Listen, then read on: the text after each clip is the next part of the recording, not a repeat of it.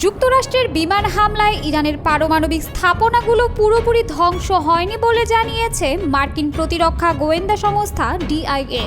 পেন্টাগনের গোপন বিশ্লেষণে উঠে এসেছে, ইরানের পারমাণবিক কর্মসূচি কিছুটা ক্ষতিগ্রস্ত হলেও তা স্থায়ী নয়, কেবল 6 থেকে 9 মাসের জন্য পিছিয়ে যেতে পারে। এদিকে মার্কিন হামলায় ইরানের তেমন কোনো ক্ষতি হয়নি এমন সংবাদ প্রকাশের কারণে দুটি গণমাধ্যমের উপর তীব্র ক্ষোভ প্রকাশ করেছেন ডোনাল্ড ট্রাম্প। বুধবার ব্রিটিশ সংবাদ মাধ্যম দ্য গার্ডিয়ানে প্রকাশিত এক প্রতিবেদনে বলা হয়েছে, ডিআইএর তথ্য অনুযায়ী ইরানের পারমাণবিক স্থাপনার তেমন কোনো ক্ষতি করতে পারেনি যুক্তরাষ্ট্রের বাংকার ব্লাস্টার। ইরান ইসরায়েল সংঘাতের মধ্যেই গত সপ্তাহে ইরানের 3টি গুরুত্বপূর্ণ পারমাণবিক কেন্দ্রে বাংকার ব্লাস্টার বোমা নিক্ষেপ করে যুক্তরাষ্ট্র। পরমাণু স্থাপনাগুলো হলো নাতানজ, ফোর্দো ও ইস্পাহান। হামলার পর মার্কিন প্রেসিডেন্ট ডোনাল্ড ট্রাম্প দাবি করেছিলেন ইরানের পারমাণবিক সক্ষমতা সম্পূর্ণ ধ্বংস করা হয়েছে। তবে পেন্টাগনের প্রতিবেদনে উঠে এলো নতুন তথ্য। সংস্থাটি জানায়, মাটির নিচে থাকা ইরানের গবেষণা ল্যাব ও সেন্ট্রিফিউজ ইউনিটগুলো আংশিক ক্ষতিগ্রস্ত হলেও এগুলোর অধিকাংশই আবার চালু করার মতো অবস্থায় রয়েছে। এই হামলা ইরানের কার্যক্রমে মাত্র কয়েক মাস পিছিয়ে যেতে পারে। গোয়েন্দা প্রতিবেদন অনুযায়ী হামলার আগেই ইরান তাদের অধিকাংশ ইউরেনিয়াম নিরাপদ স্থানে সরিয়ে নেয়, ফলে স্থায়ী কোনো ক্ষতি হয়নি। এর আগে গত রোববার মার্কিন ভাইস প্রেসিডেন্ট জেডি ভ্যান্স বলেন, আমরা জানি না ইরানের সমৃদ্ধ ইউরেনিয়াম বর্তমানে কোথায় রাখা হয়েছে। আমরা আগামী সপ্তাহগুলোতে তা বের করার চেষ্টা করব।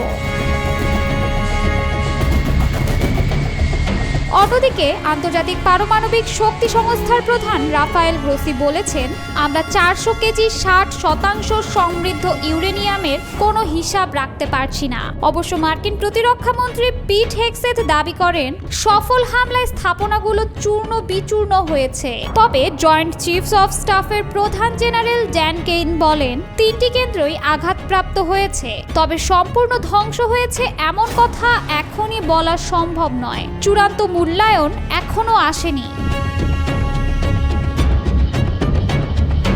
এদিকে ডিআইএ এর প্রতিবেদন ফাঁস হওয়ার পর white house press secretary Caroline Leavitt এক বিবৃতিতে বলেছেন, এই তথাকথিত প্রতিবেদন ফাঁস করে প্রেসিডেন্ট ট্রাম্প এবং আমাদের সাহসী পাইলটদের সুনাম ক্ষুণ্ণ করার চেষ্টা চলছে। হোয়াইট হাউস এ বিষয়ে কোনো আনুষ্ঠানিক মন্তব্য না করলেও কংগ্রেসে ক্ষোভ তৈরি হয়েছে। ডেমোক্র্যাট সিনেটররা বলেছেন, কোটি কোটি ডলারের সামরিক অভিযান চালিয়ে যদি কেবল সময় কেনা হয়, তবে এটি সামরিক কৌশলের ব্যর্থতা।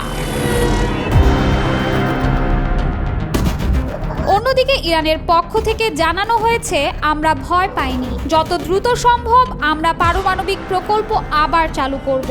ইরানি কর্মকর্তারা এটিকে রাজনৈতিক শো বলেও মন্তব্য করেছেন। বিশ্লেষকরা বলছেন, এই হামলা কৌশলগত নয়, বরং কূটনৈতিক চাপে রাখার একটি প্রচেষ্টা মাত্র। ভবিষ্যতে যদি ইরান চায়, তবে কয়েক মাসের মধ্যেই তারা পুরনো সক্ষমতা ফিরে পেতে পারে। এদিকে মার্কিন প্রেসিডেন্ট ডোনাল্ড ট্রাম্প সিএনএন ও নিউ ইয়র্ক টাইমসের বিরুদ্ধে ক্ষোভ প্রকাশ করেছেন। তিনি দাবি করেছেন, সংবাদ মাধ্যম দুটি ভুয়া নিউজ প্রকাশ করেছে। মার্কিন হামলায় ইরানের 3টি পারমাণবিক স্থাপনায় উল্লেখযোগ্য ক্ষতি হয়নি বলে সংবাদ প্রকাশের জেরে ট্রাম্প ক্ষোভ প্রকাশ করেন বলে জানিয়েছে ফক্স নিউজ।